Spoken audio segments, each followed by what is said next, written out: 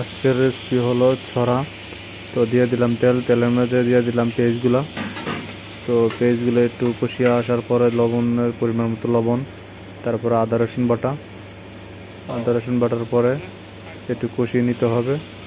তো একটু কষিয়ে নেওয়ার পরে তার মাঝে একটু গরম পানি দেওয়া, হলুদের গুঁড়ি, মরিচের গুঁড়ি, ধনিয়ার গুঁড়ি, জিরার গুঁড়ি, এইগুলা সব কিছু দিয়ে দিতে হবে। দিয়ে দিলাম মরিচের গুঁড়ি, তারপরে দিয়ে দিব জিরার গুঁড়ি, দিয়ে দিলাম জিরার গুঁড়ি, তারপর দিয়ে দেবো একটু ধনিয়ার গুঁড়ি।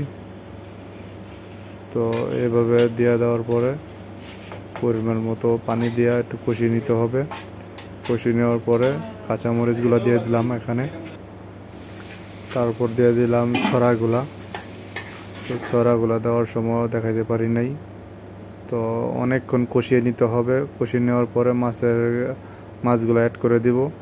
মাছের চাগুলো দিয়ে দিতেছি। মাছের চাগুলো দিয়ে দেওয়ার পরে 5 মিনিট জাল দিয়ে তারপরে জাল বন্ধ করে দেবো। এই যে ছড়া, আজকের রেসিপি হলো ছড়া।